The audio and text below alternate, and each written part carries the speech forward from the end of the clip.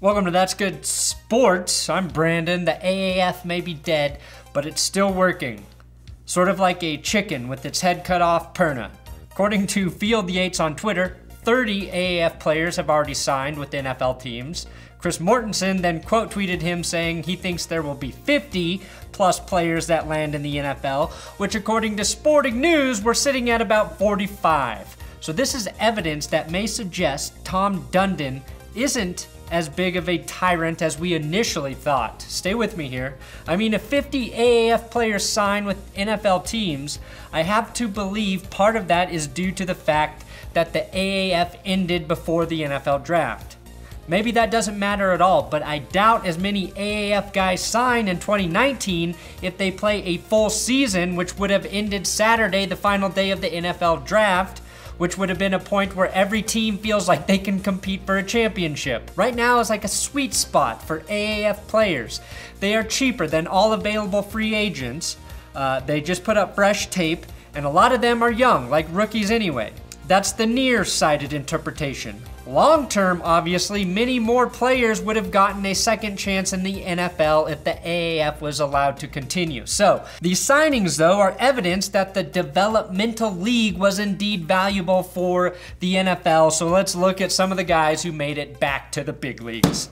Let's get sports.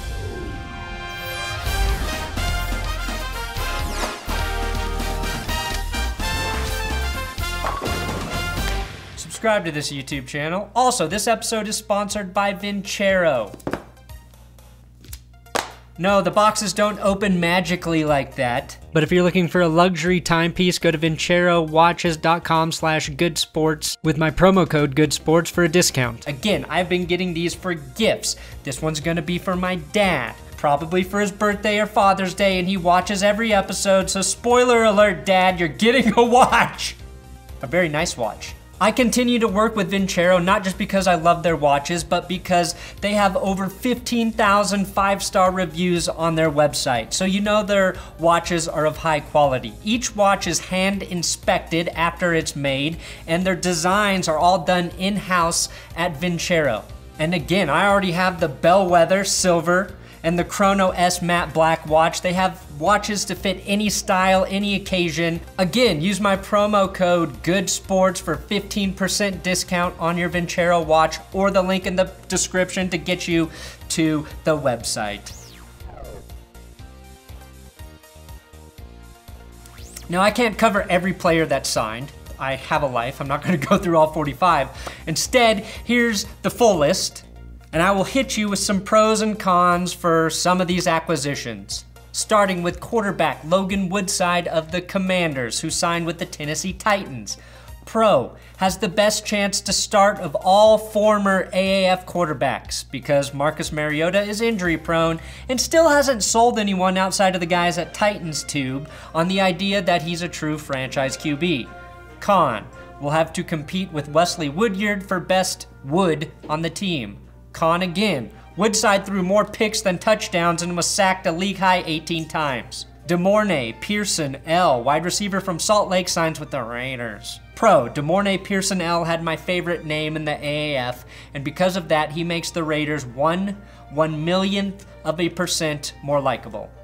Con, will probably be kidnapped and imprisoned by Antonio Brown if he takes away any of Brown's receiving targets, which is possible as the AAF second placed receiver in yak yards, yards after catch yards, yackers. Then we've got former Vikings running back Kenneth Farrow back in the NFL with the Miami Dolphins, as is Memphis receiver Reese Horn. Con, Memphis's quarterbacks were so bad I didn't even realize the team had wide receivers. Pro, both players will get to bask in the joy of inexplicably beating the Patriots once a season in Miami. Con, even that might be harder now that Gronk retired and won't be able to play safety anymore. Quarterback Brandon Silvers from Memphis signs with the Jets. Silvers and Horn are the only two Express players to sign, the fewest of any team. The Commanders have the most at 12. Pro, he was the only Memphis quarterback to look halfway decent. Con, the Jets may just be trying to make their former second-round pick Christian Hackenberg jealous. The worst Express and Jets quarterback in team's history. Pro, he beat out Johnny Manziel. Con, how the hell did he not beat out Christian Hackenberg or Zach Mettenberger sooner? Then we've got Commanders edge rusher Jayrone Elliott, who signed with the Dolphins. Pro, he was the league-leading sack master and will get to play with defensive-minded new head coach Brian Flores. Elliott had a 20% pressure rate in the AAF, which is very high. Con, he's been busy defending Aaron Rodgers and Mike McCarthy on Twitter all week. He calls Rodgers A-Rod, which is confusing. I thought he was going full Jose Canseco and accusing A-Rod of sleeping with his ex-wife too. Con, he's not Jose Canseco on Twitter. Then we've got Fleet edge rusher DaMontre Moore, who signed with the San Francisco 49ers. Pro, he was tied with Karter Schult at second with 7 sacks on the season. Also had 22 tackles and a fumble recovery. Con, going to San Francisco, possibly the one team who has an eye for spotting edge rushers like Case Keenum had an eye for open receivers in the red zone.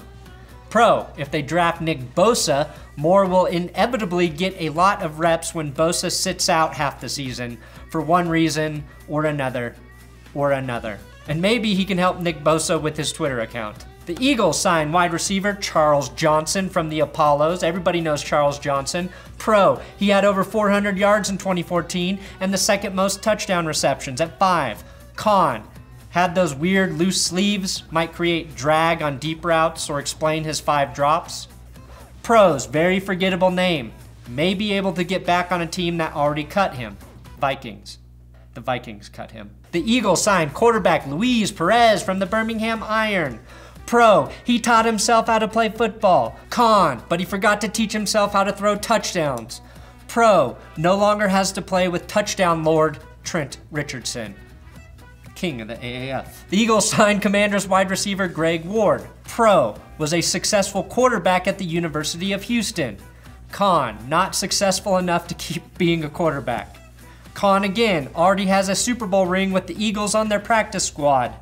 He may just rest on his laurels. Washington Potatoes signed Apollo's defensive end Andrew Ankra. Pro, name already sounds like anchor, which is what a defensive end is supposed to be. Con, dubious history of people named Andrew in Washington. Pro, may not even realize the Redskins aren't an AAF team. Steelers signed Iron center J.C. Hasson.